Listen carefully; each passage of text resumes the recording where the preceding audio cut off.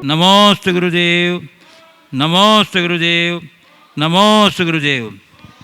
गुरुदेव लिए चलता हूँ अपने दर्शकों को शंका समाधान की ओर। और प्रथम प्रश्न के लिए मैं उपस्थित कर रहा हूँ अशोक कुमार गांधी, गुजरात पिपलोद सूरत से। गुरुदेव, कहा जाता है कि दान करने से रुपया जाता है, लक्ष्मी नहीं। घड़ी बंद करने से घड़ी बंद होती है, समय नहीं। झूठ छुपाने से झूठ छुपता है, सच नहीं। महाराज श्री, हम जीवन में लक्ष्मी, समय और सच का उपयोग कैसे करें कि जिससे हमारा जीवन सफल और सार्थक बने? बहुत अच्छी बात प्रकट की है। दान करने से लक्ष्मी जाती है, समय पैसा रुपया जाता है, लक्ष्मी नहीं। घड़ी बंद करने से घड़ी बंद होती है, समय नहीं। और झूठ छिपाने से झूठ छिपता है, सच नहीं।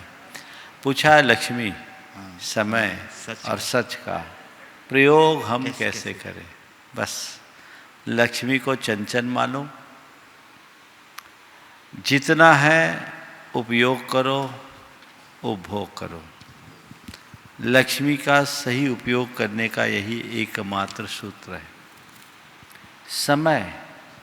समय को एक अवसर मानो और ये मानो कि समय पर समय का उपयोग किया तो ठीक, अन्यथा व्यर्थ। आपका समय सुरक्षित हो जाएगा। और सच के प्रति इसी वाक्य से निष्ठा बनाओ कि झूठ एक न एक दिन प्रकट हो जाता है, पर सत्य स्थायी होता है। हमारे मन में सत्य निष्ठा बनी रहे। पूज्य गुरुदेव, नागपुर महाराष्ट्र से श्री विनीत कुमार जैन कह रहे हैं, महाराज जी, मेरा प्रश्न ये है कि क्या मैं ओंकार की जाप दे सकता हूँ? क्या मैं ओंकार का 48 मिनट ध्यान कर सकता हूँ? पहले मैं 30 मिनट का रोज़ ओंकार का ध्यान करता था, उससे मुझे बहुत अच्छा लगता था। लेकिन किसी ने मुझे बताया बिना आज्ञा के ओंकार का ध्यान नहीं करना चाहिए। तो गुरुदेव, मेरी जिज्ञासा यह है कि क्या मैं 48 मिनट का ओंकार का ध्यान कर सकता हूँ? महाराज जी, मेरी शंका का समाधान। देखिए, ओंकार जो है परमेष्टि वाचक मंत्र है। इनका आप कैसे भी प्रयोग कर सकते हैं, ध्यान कर सकते हैं, जाप कर सकते हैं। इसमें गुरु आज्ञा की कोई ज़रूरत नहीं।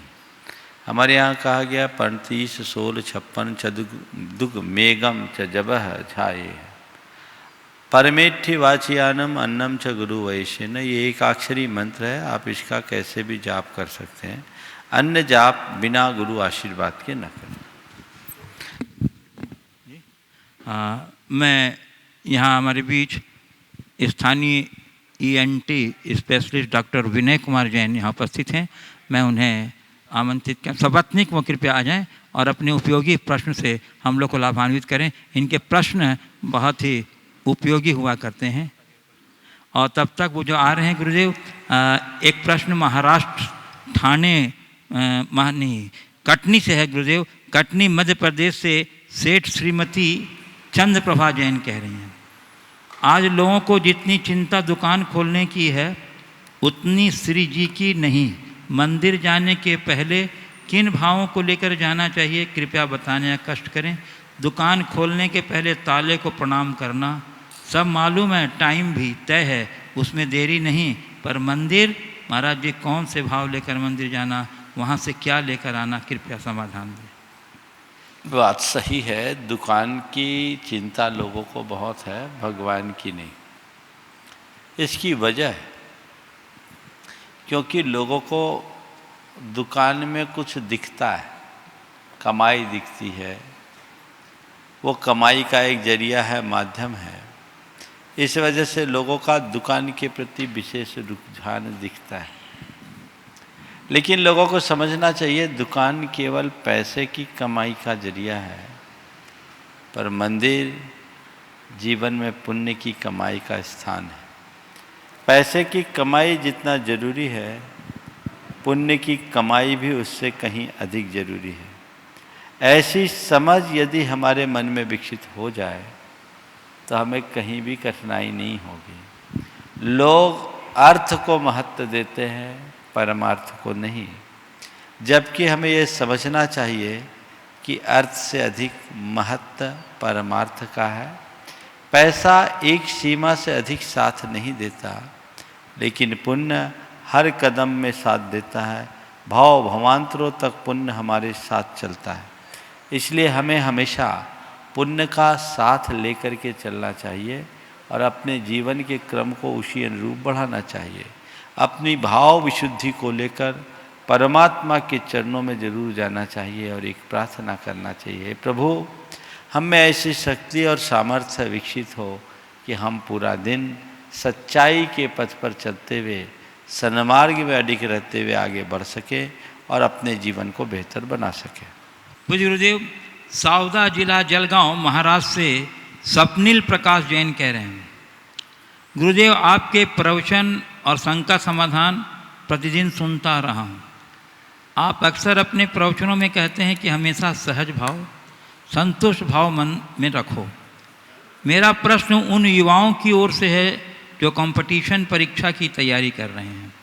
साल भर पढ़ाई करने के बाद भी यदि 1-2 अंक कम होने से सिलेक्शन नहीं हो पाता और जो कैटेगरी वाले लोग हमसे कम अंक लाने के बावजूद भी सिलेक्ट हो जाते हैं, तो इस समय हमारे मन में उनके प्रति घृणा भाव उत्पन्न होते हैं। तो गुरुदेव इस समय उस द्वेष भाव से कैसे बचें और मन में सहज भाव कैसे लाएं, कृपया समाधान। देखिए, संपूर्ण व्यवस्था ही, प्रतियोगिता ही हमारी सहजता को खंडित करने वाली। अब वर्तमान में ऐसी व्यवस्थाएं बनी हुई है। अब प्रतियोगिता में तो प्रतियोगिता का ही भाव रखना पड़ता है। मैं इससे असहमत नहीं हूँ, आप प्रतियोगिता का भाव रखो। प्रतियोगिता में मतलब ही यही है कि मैं प्रतियोगिता में आगे बढ़ूँ, अपना सर्वस्व लगाओ, लेकिन मन में प्रतिद्वंद्विता का भाव मत आने दो। प्रतियोगिता एक प्रकार की प्रतिस्पर्धा है, पर प्रतिद्वंद्विता एक बहुत बड़ी बुराई। मैं आगे बढ़ूं, मैं चयनित हूं, उसके लिए आप अपनी पूरी ताकत लगा दो, लेकिन मैं ही आगे बढ़ूं और किसी को बढ़ने न दूं, ये भाव मन में मत लाओ। पूर्ण प्रयास करो, उसके बाद जो परिणाम प्रकट हो उसे सहज रूप से स्वीकार करो। जहाँ तक अच्छी तैयारी करने के बाद, अच्छे अंक आने के बाद भी सिलेक्शन न होने से उत्पन्न फ्रस्ट्रेशन का सवाल है, और एक दूसरे वर्ग जिनका कम मार्क्स में भी सिलेक्शन होता है, उसका सवाल है। ये तो आपको पहले से ही बताया जा चुका है कि जो आरक्षण श्रेणी के लोग हैं वे अलग हैं, तो आप उनमें अपना दिमाग क्यों लगाते हो? ये तो सरकार की नीति है, और जब तक ये नीति रहेगी, कानून ऐसा चलेगा, वो उसके हकदार है, वो लेंगे। ये सवाल तो आपके मन में उसी दिन आना चाहिए जब आप किसी प्रतियोगी परीक्षा में भागीदारी सुनिश्चित कर रहे हैं। तो अगर जनरल के लिए 49% या जितना भी प्रतिशत है, मुझे नहीं मालूम आजकल कितना रिजर्वेशन है, कहीं कहीं तो शायद 70+ है, तो जो रिजर्वेशन में वो रिजर्वेशन में है। अब हमें अगर इस क्षेत्र में आगे जाना है तो जितना हमारे लिए स्थान है उतने में निकलता है तो ठीक है, आप अपनी प्रतिभा के अनुरूप निकलिए। उनसे आप अपने मन में क्षोभ क्यों लाते हो? वो तो सरकार की नीति का फायदा उठा रहे हैं। और फिर प्रतिभावान व्यक्ति को किसी का महफूज नहीं होना चाहिए। अगर आप में प्रतिभा है तो एक दरवाजा बंद होगा, दूसरा दरवाजा खुला है, तीसरा दरवाजा खुला, आप उधर भी तो जाइए। आप अपनी प्रतिभा के बल पर अपने आप को आगे भी तो बढ़ा सकते हैं। एकमात्र नौकरी, और वो भी सरकारी नौकरी ही अगर लक्ष्य रखोगे तो शायद सहज नहीं हो पाओगे, और अपने जीवन को आगे बढ़ाने का लक्ष्य रखोगे तो असहजता नहीं आएगी। डॉक्टर विनय जैन, गुरुदेव, जैन सिद्धांत के अनुसार ईश्वर कोई चमत्कार नहीं करता है, वह केवल एक गाइडिंग फोर्स का काम करता है। हाँ, हमारा पुण्य या सत्कर्म ही चमत्कार करने की क्षमता रखते हैं। कई बार मरीज गंभीर अवस्था में आता है और उसके सर्वाइवल के चांस बहुत कम रहते हैं, फिर भी कई बार वह बच जाता है। क्या मरीज का पुण्य प्रबल रहता है या फिर इलाज करने वाले डॉक्टर का पुण्य प्रबल रहता है या फिर दोनों का पुण्य प्रबल रहता है या फिर ईश्वर की अहम भूमिका रहती है? क्योंकि ऐसा कहा जाता है कि वी ट्रीट ही क्योर्स। कृपया समाधान करें। We treat he cures. देखिए, बात बिल्कुल सही है। हमारे जीवन के निर्माण में हमारे अपने पुण्य पाप का सबसे महत्वपूर्ण स्थान है। भगवान हमारे लिए एक प्रेरणा मात्र है, भगवान हमारे कर्ता नहीं।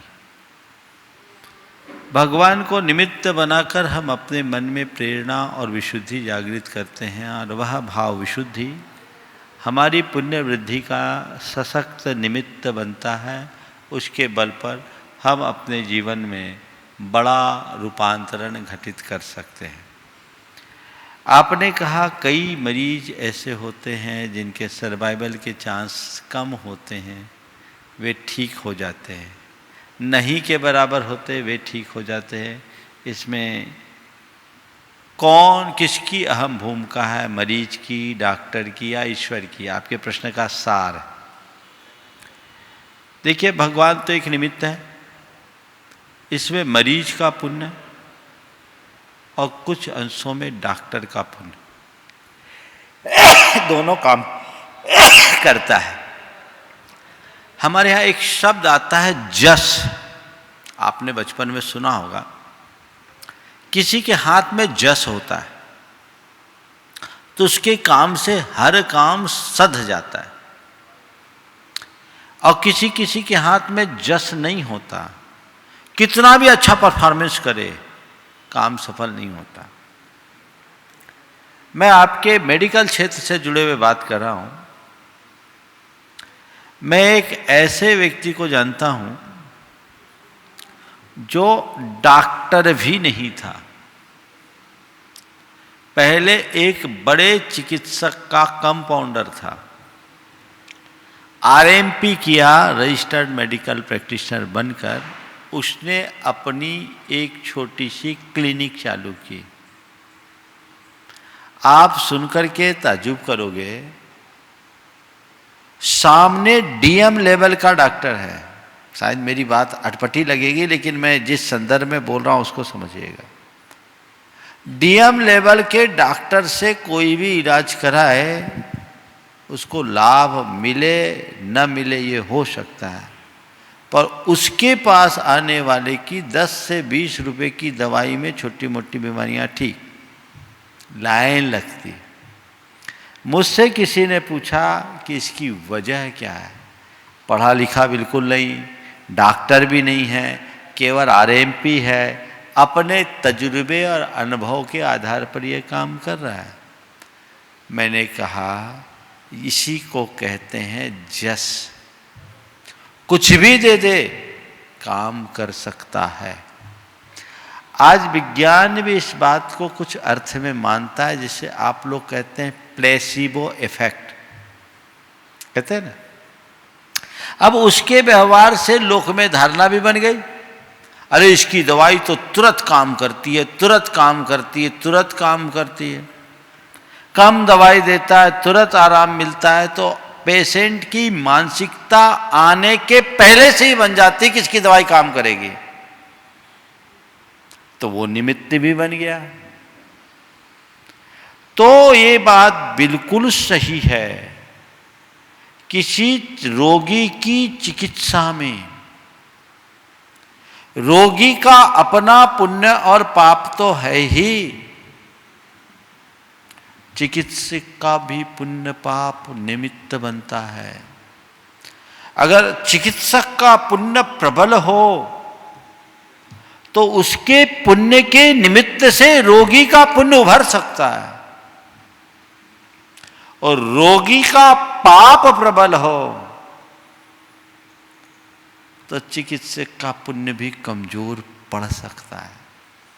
ये अंदर से निमित्त नैमित्तिक संबंध है, ऐसे होते हैं। इसलिए रोगियों को चिकित्सकों पर विश्वास रखना चाहिए, श्रद्धा का भाव रखना चाहिए, नकारात्मक भावना मन में नहीं आने देने चाहिए, रोगी के परिजनों को भी नहीं आने देना चाहिए, और चिकित्सकों के हृदय में रोगी के प्रति पूरी सकारात्मकता और सद्भावना होनी चाहिए कि वो ठीक हो जाए, जल्दी स्वस्थ हो, इसे ज़्यादा चिकित्सा की जरूरत ना पड़े तो फर्क पड़ेगा।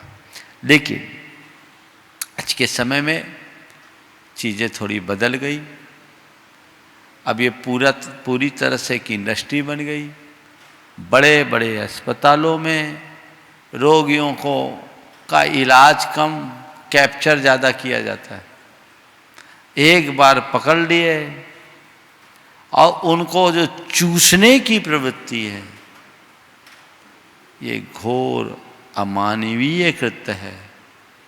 पर आप मेरी बात से निश्चित सहमत होंगे कि ऐसा भी कतिपय चिकित्सकों के द्वारा हो रहा है। सब नहीं कर रहे हैं, हो रहा है, जो नहीं होना चाहिए। इस पर हमें ध्यान देना चाहिए।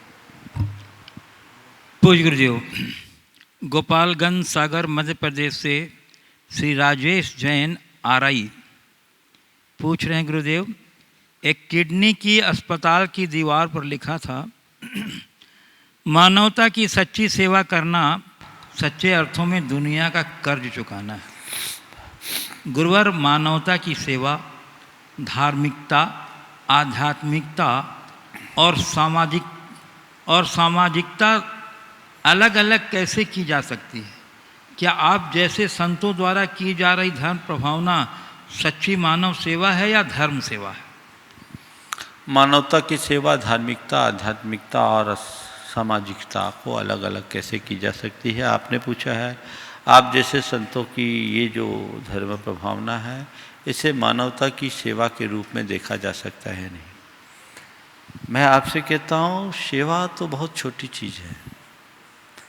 संत तो मानवता को जगाने का काम करते हैं, और जब मानवता जगेगी तभी तो मानवता की सेवा हो सकेगी। तो क्या मानवता जगाना मानवता की सेवा से कम बड़ी सेवा है क्या? ये अपने आप में एक बहुत बड़ी उपलब्धि है। इसलिए संतों के इस योगदान को कमतर नहीं आंका जा सकता। उनसे वो प्राप्त होता है जो हर कोई नहीं पा सकता।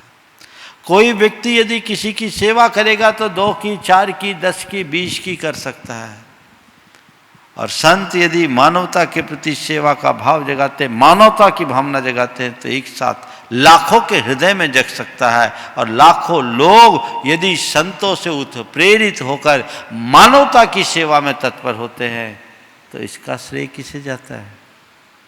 संतों को ही जाता है ना।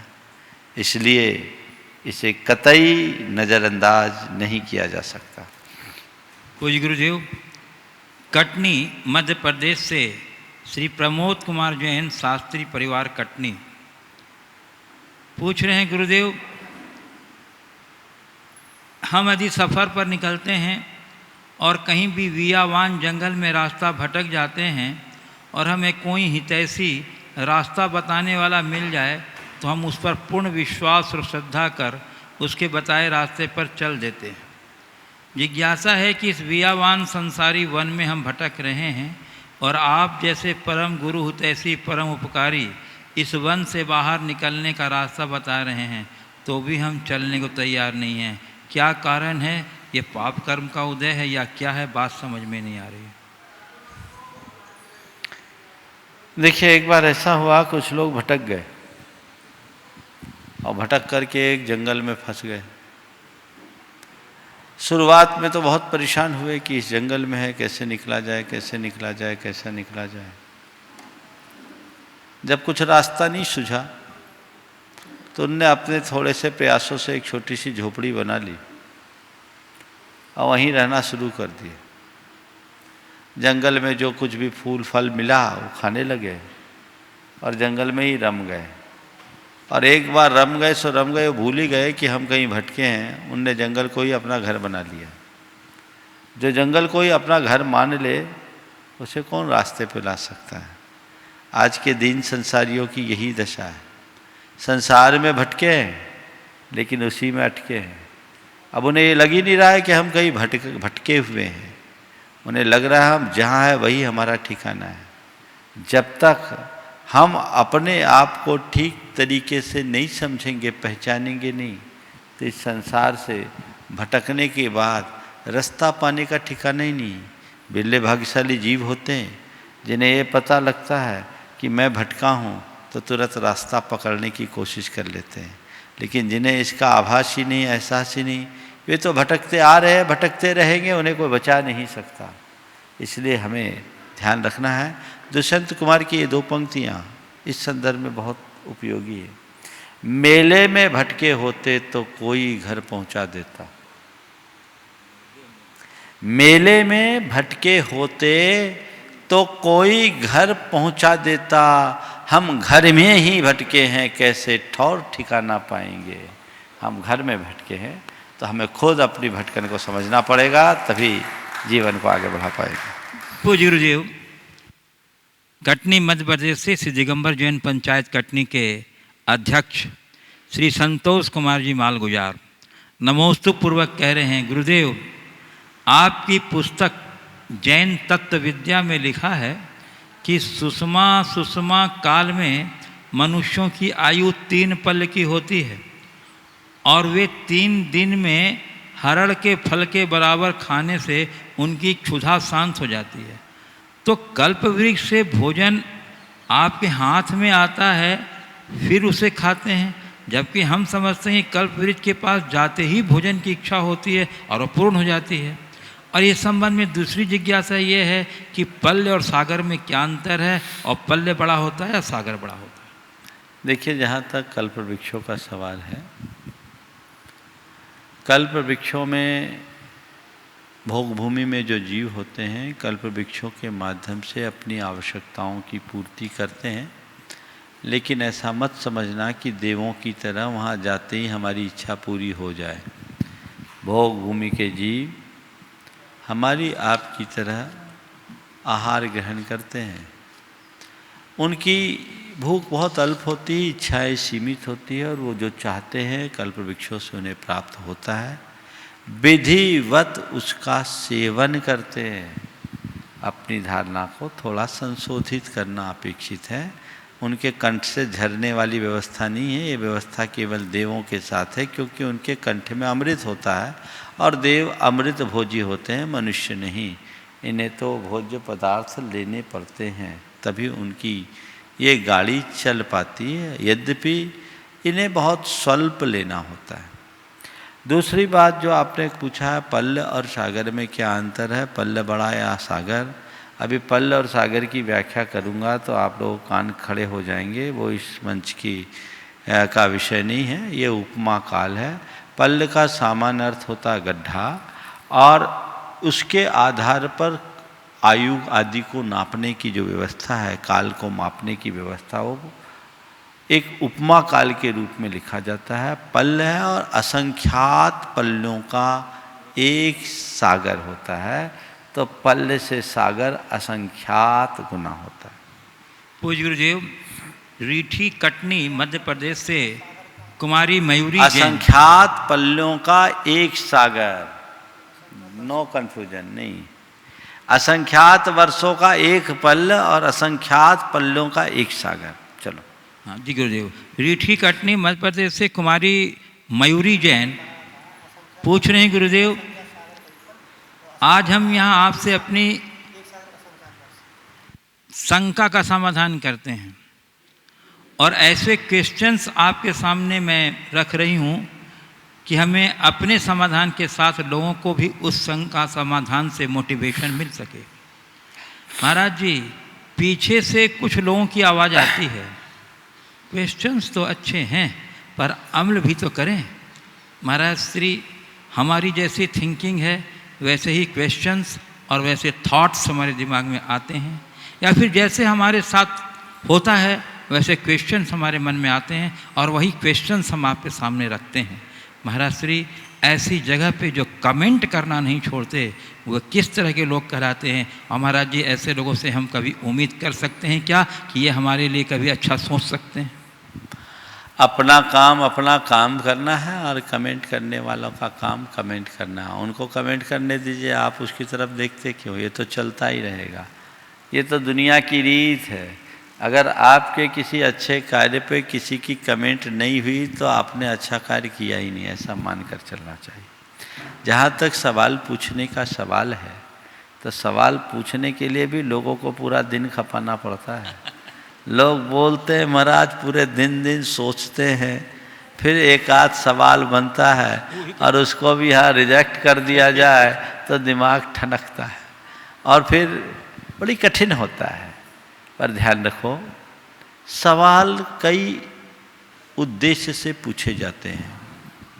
पहले तो मन में खुद के लिए कोई सवाल उठना और उसका समाधान पाना। कोई जिज्ञासा उठी, हमने पूछ लिया, उत्तर मिला, संतुष्ट हो गए। खुद के अनुभव में कुछ बात उभरी, उसके स्पष्टीकरण के लिए हमने सवाल किया, पूछ लिया। ऐसे होते हैं जो खुद के लिए नहीं, सबके बीच संदेश पहुंचाने के लिए भी किए जाते हैं। सवाल एक व्यक्ति के द्वारा उठाया जाता है और संदेश हजारों लाखों के पास पहुंचता है। मैं तो आप लोगों से कहूंगा,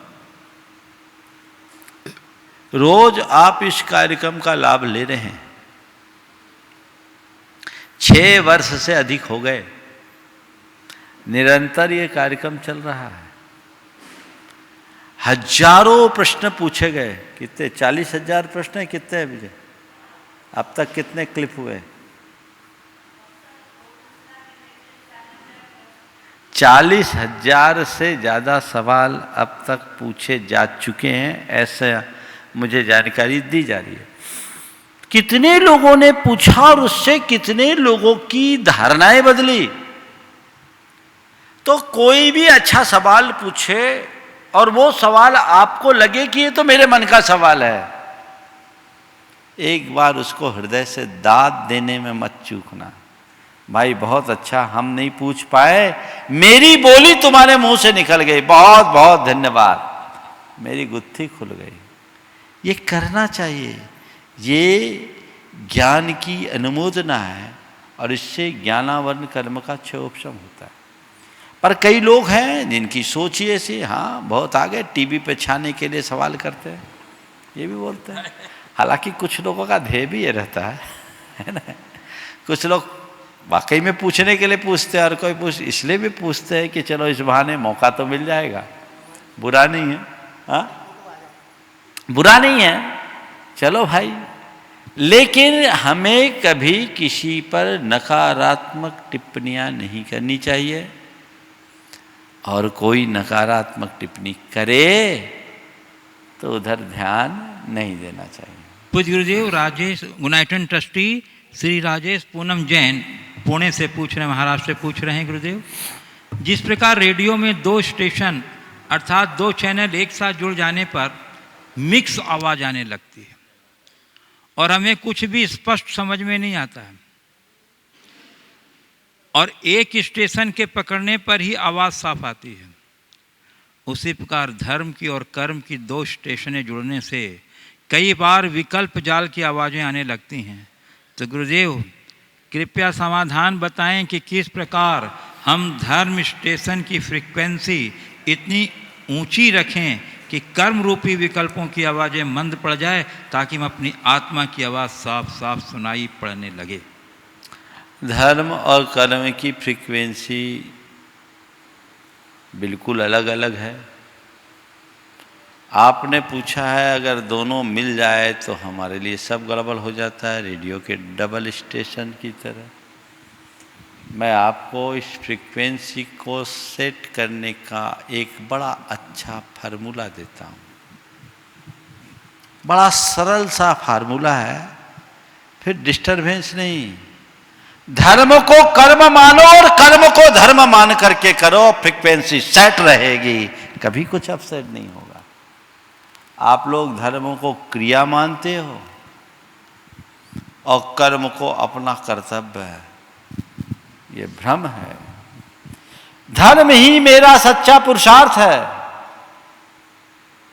और कर्म करना भी मेरा एक धर्म है, क्योंकि ये मेरे जीवन के निर्वाह का धर्म है, वो मेरे जीवन के निर्माण का धर्म है। कर्म करेंगे धर्म मानकर तो कर्म में अधर्म नहीं होगा, फिर फ्रीक्वेंसी बिल्कुल सेट होगी, सारा शोर शराबा शांत होगा।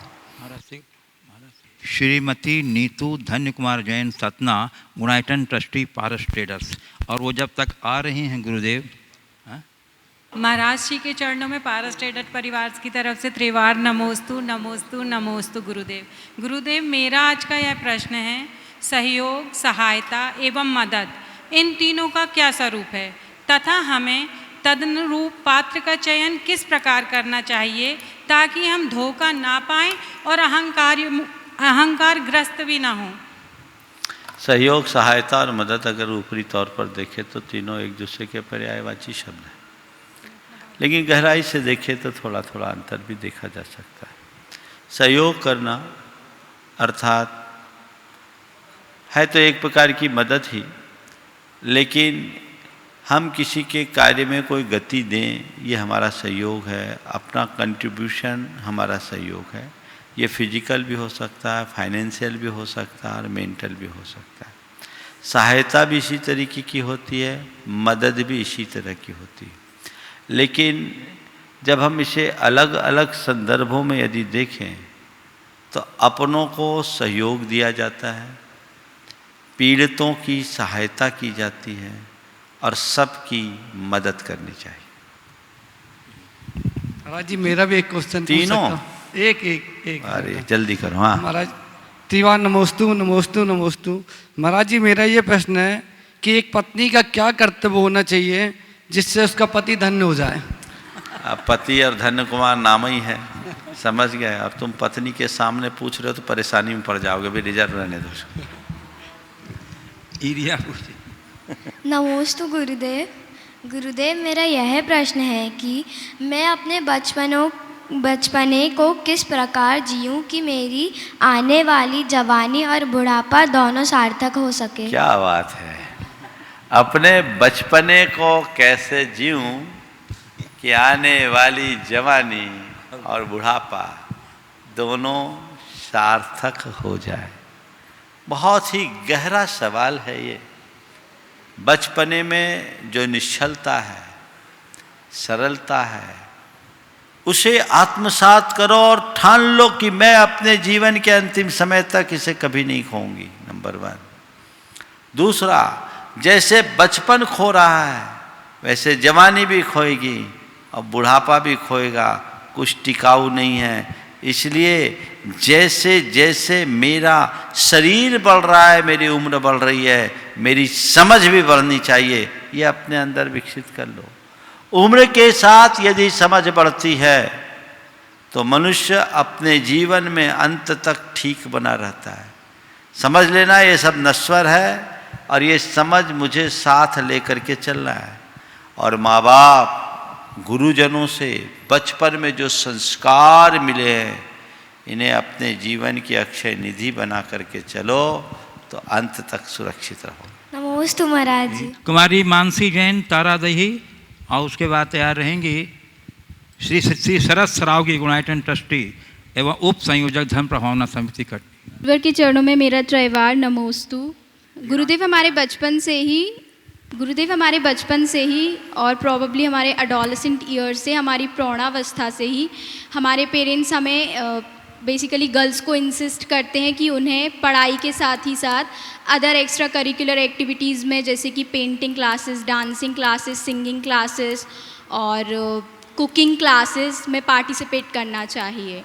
तो महाराष्ट्री जी मेरा क्वेश्चन ये है कि आज के टाइम में जब क्राइम्स इतने ज़्यादा बढ़ रहे हैं तो विमेंस को सेल्फ डिफेंस के लिए मार्शल आर्ट और कराटे जैसी क्लासेस में भेजने के पीछे पेरेंट्स को क्या इंसिस्ट करना चाहिए? क्योंकि महाराष्ट्री जी ऐसे बहुत सारे सूत्रों से पता चलता है, रिपोर्ट से पता चलता है कि विमेन जिनको कि मार्शल आर्ट्स की और कराटे की प्रैक्टिस थी, ट्रेनिंग थी, उन्होंने अपने आप को चोरी, छेड़खानी और किडनैपिंग और रेप तक के अपराधों से बचाया है क्योंकि उन्हें मार्शल आर्ट की अच्छी ट्रेनिंग थी। तो महाराष्ट्री जी इसमें हमारे पेरेंट्स का क्या रोल होना चाहिए और हमारी सोसाइटी का क्या रोल होना चाहिए? और महाराष्ट्री जी इसके साथ ही एक और क्वेश्चन। एक तो हो जाने दो पहले। बहुत अच्छा सवाल किया। उभरती उम्र में बच्चियों के साथ अन्य कला गुणों के प्रशिक्षण के साथ साथ आत्मरक्षा, मार्शल आर्ट आदि का भी प्रशिक्षण दिया जाना चाहिए या नहीं, सवाल यही है ना? जी महाराष्ट्री जी। देखो, ये तो समय की बलिहारी है। हम अपने भारत के अतीत में पलट करके देखें तो ये सारा प्रशिक्षण उन्हें घर में ही मिलता था। खाना बनाने के लिए कुकिंग क्लासेस जाने की ज़रूरत नहीं थी। गीत संगीत करने के लिए कोई क्लास अटेंड करने की आवश्यकता नहीं थी। ये घर परिवार में ही सब हो जाता था और वो अपने अध्ययन काल में जहाँ पढ़ती थी वहाँ से, घर से प्रशिक्षित होकर सारे कला गुणों में निपुण होती थी। अब वहाँ खेल खिलाने की भी बात होती थी, योग प्राणायाम भी होता था और अन्य प्रकार के शारीरिक प्रशिक्षण भी होते थे। यहाँ तक कि कन्याओं को युद्ध कला में भी पारंगत करने का प्रशिक्षण दिया गया। कई का उदाहरण हम सबके सामने है। ये सब चीज़ें घर में ही होती थी। अब क्या हो रहा है? कुकिंग क्लास में अटेंड हो जाने के बाद भी लड़कियां खाना बनाना नहीं चाहती। हुआ है ना, ऐसा हो रहा है। सबसे पहले एक कन्या को आदर्श कन्या के गुणों से मंडित होना चाहिए। और एक बात ध्यान रखना, किसी भी स्त्री की सुरक्षा बाहर से सशक्त होने में नहीं होगी। स्त्री की सुरक्षा, नारी की सुरक्षा नारीत्व को सुरक्षित होने में होगी। उन्हें चाहिए कि वो अपनी मर्यादा और नारीत्व की रक्षा करे। मैना सुंदरी ने कोई मार्शल आर्ट का प्रयोग नहीं किया था। चंदन बाला ने कोई मार्शल आर्ट का प्रयोग नहीं किया था, लेकिन उन्हें अपने सतीत्व के बल पर, अपने शील के बल पर सारे आतताइयों को धूल चटा दिया। हमारा आदर्श वो है। मैं इसके से विरोध में नहीं हूं कि मार्शल आर्ट ना हो, लेकिन विडंबना ये हो रही है कि मार्शल आर्ट में निष्णात होने के बाद उनकी बाकी सारी आर्ट खो रही है। स्त्री को केवल फिजिकली नहीं बचाना है, हमें एक नारी का इमोशन भी सुरक्षित रखना है। नारी के जो गुण है उसे भी बचाना है। वो आज खत्म हो रहा है। नारियां नर बन रही हैं। उससे क्या होगा? सब नर बन जाओगे तो धरती नरक हो गया। ये धरती अभी इसीलिए सलामत है क्योंकि नर के साथ नारी है। इसलिए उन सब आर्टों में जो जा रहे हैं और उसका प्रशिक्षण लेके आ रहे हैं, उनकी मेंटालिटी देखो। क्या उनके नारी सुलभ गुण सुरक्षित रह पा रहे हैं? यह अध्ययन का विषय है। सुनने में बहुत अच्छा लगता है, मैं असहमत भी नहीं हूं, लेकिन मूल सुरक्षित हो तभी सबका अर्थ है, अन्यथा कुछ नहीं। समझ गए? जी महाराज। चलिए दूसरा प्रश्न कल के लिए बचा के रखो। जी महाराज। गुरु जी को त्रिवार नमस्तु।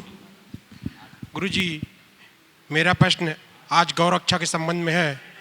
गुरुजी, भारतवर्ष में लगभग 35,000 कत्लखाने भारत सरकार के पास अधिक क्या? रजिस्टर्ड है।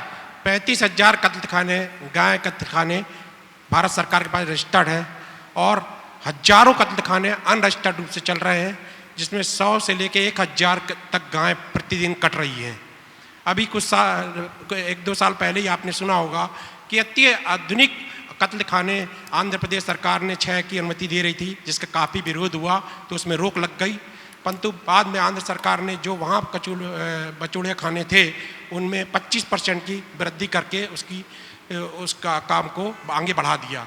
महाराज जी, इन सब चीज़ों में मेरे को ऐसा लगता है कि लाखों गायें प्रतिदिन कट रही हैं। प्रतिदिन ऐसा है, पहले आप अपने जानकारी पुख्ता कीजिए। आपने जो बातें की है 35,000 नहीं, 36,000 से अधिक पंजीकृत कत्लखाने हैं। हाँ। आपने ये जो कहा सब जगह गायें कट रही है, ये बात सही नहीं है। देश के अनेक राज्यों में गो हत्या पर पूर्ण प्रतिबंध है। यद्यपि कुछ राज्यों में गोकशी हो रही है, पर सभी कत्लखानों में गो हत्या नहीं हो रही। फिर भी गो हत्या हो या प्राणी हत्या हो, यह हत्या हमारी इस धरती पर कलंक है। हमको उसकी रोकथाम के लिए भरपूर उपाय करना चाहिए और उसके लिए हर संभव प्रयास करना चाहिए।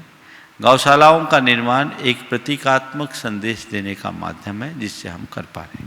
ओ गुणायतन के शिरोमणि संरक्षक श्री अतुल शीतल वंदना निहाल लाधानी बक्सरा गुजरात उस बात तैयार रहेंगे। गुणायतन ट्रस्टी श्री मुकेश कीर्ति मेट्रो दिल्ली। गुरुदेव के चरणों में हम सबका भावपूर्वक नमोस्तु नमोस्तु नमोस्तु नमोस्तु। गुरुदेव, गुरुदेव हमेशा हम पढ़ते हैं जो मंत्र शांति धारा फिर से बोलो। शांति धारा के मंत्र वगैरह जो मंत्र होते हैं उसमें बहुत सारे बीज मंत्र होते हैं और बहुत छोटे छोटे जो भी मंत्र होते हैं उसमें भी आगे और पीछे बहुत से बीज मंत्र हम बोलते हैं। तो गुरुदेव, उन सब का अर्थ क्या है और उन सब की उसमें उपयोगिता क्या है? और गुरुदेव, क्या उस मंत्र को हटा के अगर कोई मंत्र बोला जाए तो वो मंत्र उसका प्रभाव बताएगा कि नहीं बताएगा? ऐसा है कि बीज मंत्र तो बीज मंत्र है, वो रहस्य है। उनका अर्थ मत देखो, प्रयोग करो। उनका ध्वनि वैज्ञानिक प्रभाव पड़ता है। कुछ पिंडाक्षर आदि भी हैं, अम्लर भी ओम, झमलर भी ओम, अम्लर भी ओम, इनके कोई अर्थ नहीं है। इन मंत्रों, अक्षरों, वर्णों के समूह की संयोजना से ऐसी शक्तियों को प्रकट किया गया जो अनेक प्रकार की सकारात्मकता को प्रकट करते हैं। तो मंत्र का ध्वनि वैज्ञानिक प्रभाव होता है और वही हमारे लिए लाभ होता है। हमें चाहिए कि किसी भी मंत्र में हम अपने मन से कोई संशोधन ना करें। यदि कोई करना है तो गुरु से पहले पूछें, तभी करें, अन्यथा उसका विपरीत परिणाम आ सकता है। गुरुदेव, बीज मंत्र बोलते वक्त जैसे हमें उसका अर्थ वगैरह नहीं पता, तो हमारे उसके प्रति भाव क्या होने चाहिए? उसके उच्चारण से ही काम हो रहा है। मंत्र जपा जाता है, उसके अर्थ की कोई आवश्यकता नहीं। नमस्ते गुरुदेव। मुकेश कीर्ति। नमोस्तु भगवत। हाँ। नमोस्तु गुरुवर। कुछ नेता लोग या कुछ सफल व्यक्ति जब देखते हैं तो पता लगता है कि वो एक हाथ में मक्खन और दूसरे हाथ में चूना रखते हैं। तो दोनों सफ़ेद होता है। दोनों सफ़ेद होता है। उसका इस्तेमाल करने वाले सफल दिखाई देते हैं। सफलता का मतलब यहाँ पे धन उपार्जन से ही है गुरुवर। लेकिन आजकल के कुछ प्राय जो लोग, यंग जनरेशन है, उनको एक शॉर्टकट दिखाई देता है, लेकिन वो एक्चुअल में तो सफलता की कुंजी नहीं है गुरुवर। तो उसमें उनको किस तरीके से समझा जाए कि इस रास्ते पे चलना बेईमानी है? देखिए, मक्खन लगाना या चूना लगाना दोनों है तो गलत। हम तो ये कहते हैं अपने अंदर इतना आकर्षण उत्पन्न करना चाहिए कि न हमें मक्खन लगाना पड़े न किसी को चूना लगे। ज़्यादा स्निग्धता से मक्खन लगता है और ज़्यादा रूखापन में चूनापन। व्यक्ति को अपने व्यक्तित्व की वजनदारी रखनी चाहिए। इन तरह की प्रवृत्तियों से अल्पकालिक लाभ भले मिल जाए, पर इसके दूरगामी परिणाम बहुत खराब होते हैं। हमें साधन की शुद्धि से साध्य की शुद्धि के सिद्धांत को प्रधानता देनी चाहिए। नमोस्तु। कुमारी धीरांशी जैन, पुरानी बस्ती कटनी। गुरुदेव, आपके चरणों में मेरा बारंबार नमोस्तु। गुरुदेव, जीवन जीने का ढंग और जीवन शैली दोनों अलग अलग हैं या एक ही? और गुरुदेव, इसका हमारी व्यक्तित्व पर क्या प्रभाव पड़ता है? जीवन जीने का ढंग और जीवन शैली अगर देखें तो एक ही है। ढंग यानी तरीका, शैली यानी उस तरह की चर्या। तो जिसका जैसी जीवन शैली होती है जीने का वैसा ही ढंग हो जाता है। उठना, बैठना, पहनना, खाना, पीना, सोचने का जो तरीका है वह सब हमारी जीवन शैली के ऊपर निर्भर करती है। तो हमारा जीवन हमारी जीवन शैली पर निर्भर करता है। हम कैसी जीवन शैली अपनाते हैं उसी के अनुरूप हमारा जीवन बनता है। इसलिए हमें चाहिए कि हम हमेशा अच्छी जीवन शैली अपनाएं। गुरुदेव के चरणों में मेरे और मेरे परिवार की ओर से त्रिबार नमोस्तु नमोस्तु नमोस्तु। गुरुवर, गुरुवर, हम अपने पिता की 3 पुत्रियां हैं जिसमें मैं सबसे छोटी हूँ। तो गुरुवर, कुछ लोगों का ऐसा कहना है कि एक बेटा भी होता तो सहारा होता। कभी कभी पापा के मन में भी ये बात आती ही होगी कि सहारा के लिए कोई बेटा होना आवश्यक है। गुरुवर, हम तीनों बहनों का क्या कर्तव्य बनता है कि उनको हम गर्व भी महसूस करा सकें और उनका सहारा भी बन सकें? बहुत अच्छा सवाल किया है। मैं तो ये कहता हूँ अपने आचार और व्यवहार से अपने पिता की धारणा को गलत साबित कर दो और ये साबित कर दो कि आप चिंता मत करो, बेटियां बेटों से भी अच्छा सहारा बन सकती है। और आजकल बन रही है। ऐसी अनेक महिलाएं हैं जिन्होंने अपने माता पिता को ऐसा संभाला है जैसा उनके बेटे भी नहीं संभाल सकते। बस चाहिए अपने कर्तव्यों में दृढ़ रहो, अपने आचरण और व्यवहार को अच्छा बनाओ, अपने संस्कारों को सुरक्षित रखो ताकि कल तुम्हारे माँ बाप को ही नहीं पूरे इलाके को तुम पर गर्व हो सके। पूज्य गुरुदेव अरहत सागर जी महाराज, हमारे दर्शक बहुत दिनों से प्रतीक्षा में है। एक दिन छूटा तो लोग को लग रहा है बहुत लंबा दिन हो। बोलिए। नमोस्तु महाराज श्री। जैन दर्शन में मिथ्या से संबंधित 2 शब्द आते हैं। हाँ। एक गृहीत मिथ्यात्, एक आगृहीत मिथ्यात्। हाँ। आगृहीत मिथ्यात् तो जन्म जन्मांतरों से हमारे साथ चला आ रहा है, आगृहीत मिथ्यात्। लेकिन जो गृहीत मिथ्यात् है उससे हम वातावरण से या किसी के उपदेश से ग्रहण करते हैं। तो गृहीत मिथ्यात् क्या है और उससे बचने का उपाय क्या है, संक्षेप में आप समाधान दीजिए। सबसे पहले मिथ्यात् समझो। मिथ्यात् का मतलब क्या है? खोटी मान्यता, उल्टी धारणा, विपरीत श्रद्धा या वस्तु स्वरूप के प्रति भ्रांति, ये सब मिथ्यात्व की पर्यायवाची शब्द है। ये भ्रांति अनादि के संस्कारों वस्तु हमारे साथ बनी हुई है ही, पर कभी कभी हम किसी को देखकर, किसी को सुनकर, किसी की प्रेरणा पाकर अपने मन में अपनी मनचाही अवधारणाएं बना लेते हैं जो जीवन और जगत के वास्तविक स्वरूप से विपरीत होती है। उसे मिथ्यात्व कहते हैं। आपने कहा ये गृहीत मिथ्यात्व। अगर हमने किसी चीज को अपने एक पक्ष के रूप में ग्रहण किया और बुद्धिपूर्वक किसी धारणा को हमने बनाया और वो धारणा उल्टी है, विपरीत है, तो वह सब गृहीत मिथ्यात्व की श्रेणी में आता है। उल्टी धारणा वह जो आत्मा के मौलिक स्वरूप से विरुद्ध हो, जो वीतरागता से विरुद्ध हो, जो अहिंसा मूलक आचार्य के विरुद्ध हो, अधर्म में धर्म की बुद्धि, अतत्व में तत्व की बुद्धि, अकर्तव्य में कर्तव्य की बुद्धि, ये यदि हम बुद्धिपूर्वक स्वीकार लेते हैं तो ये सब गृहीत मिथ्यात्व कहलाता है। आचार विषयक दृष्टि से देखें तो वीतराग, देव, गुरु और धर्म को छोड़कर अन्यत्र विमुख होना और बुद्धिपूर्वक उन्हें शरण के रूप में स्वीकार करना, ये जानबूझकर स्वीकार की गई भ्रांत धारणा है जो गृहीत मिथ्यात्व की श्रेणी में आती है। अग्रहीत मिथ्यात्व जन्म जन्मांतरों के संस्कार से चला आ रहा है, वो चलता रहता है।